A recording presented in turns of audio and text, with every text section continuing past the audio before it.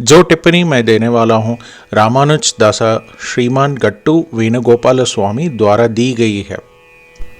अध्याय 1 अर्जुन विषाद योग 33 श्लोक। येषामर्धे काङ्क्षितं नः राज्यं भोगाः सुखानि च तैमेव स्थिता युद्धे प्राणान् त्यक्त्वा धनानि च। ओम। अर्जुन श्री कृष्ण परमात्मा से कह रहा है, हे कृष्ण, यदि हम इस युद्ध में विजयी होते हैं तो हमें राज्य, सुख और विलासिता प्राप्त होती है। हमें इन विलासिता को अपने रिश्तेदारों के साथ खुशी से अनुभव करना चाहिए। अब हमें उन रिश्तेदारों के खिलाफ लड़ना है जिनके साथ हमने इन सुख सुविधाओं का आनंद लेने के बारे में सोचा था।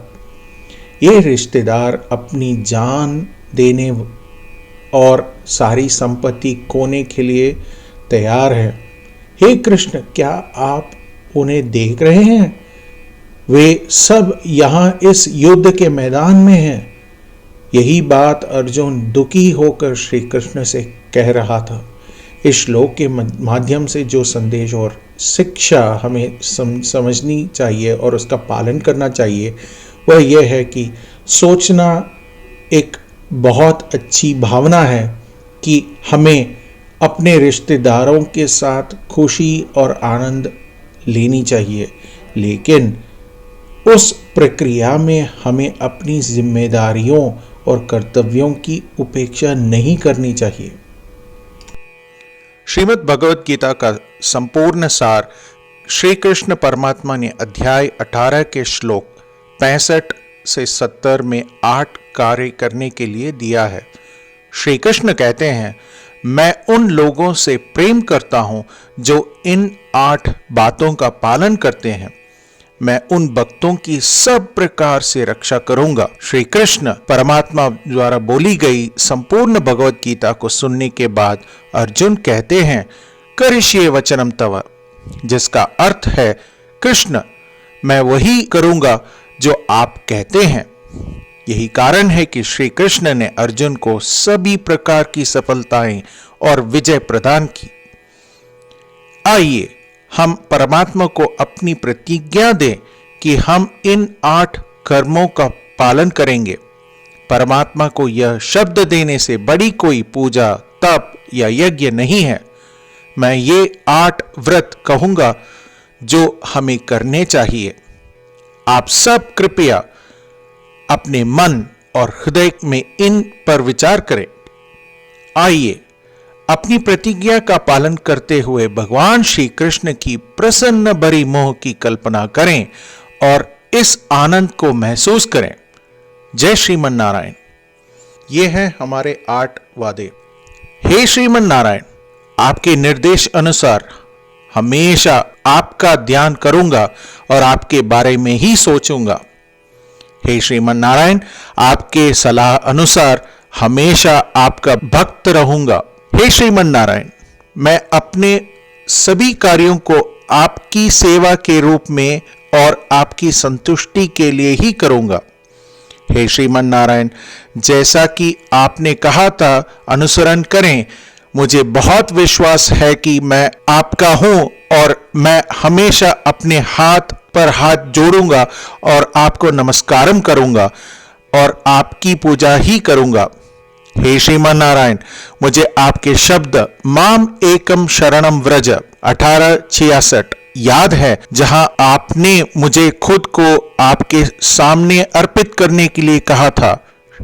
हे श्रीमन नारायण, मैं हमेशा आपकी शरण में जाता हूं। हे श्रीमन नारायण, मुझे आपके शब्द मां शुचः 1866 याद है कि आप हमें शोक न करने का आश्वासन दे रहे हैं, मैं अब और शोक नहीं करूंगा। हे श्रीमन नारायण, आपने हमारे लिए श्रीमद् भगवत गीता वितरित करके हम सभी को अनुग्रहित और आशीर्वाद दिया है। मैं प्रतिदिन कम से कम एक श्लोक पढ़ने या सुनने का वचन देता हूं। हे श्रीमन नारायण, आपने गीता को पूरी मानवता तक पहुंचाई। मैं गीता में आपके दिव्य शब्दों को उन भक्तों तक पहुंचाऊंगा या पहुंचाने का प्रयास करूंगा जो गीता से अपरिचित हैं। हे श्रीमन नारायण, मैं वैसा ही करूंगा जैसा आप कहेंगे। मैं वैसा ही व्यवहार करूंगा जैसे आप चाहते हैं और मैं केवल आपके लिए ही काम करूंगा। प्रत्येक दिन श्रीमन नारायण को अपना वचन देना ही हम वैसा ही करेंगे जैसा वे कहते हैं, अपने आप में एक महान पूजा है। आइए हम अपने अडिग विश्वास के साथ उन्हें अपना वादा दें। श्रीमन नारायण करिष्ये वचनम तव। श्रीमन नारायण, मैं आपके निर्देशों के अनुसार ही कार्य करूंगा। येषामर्धे कांक्षितं नः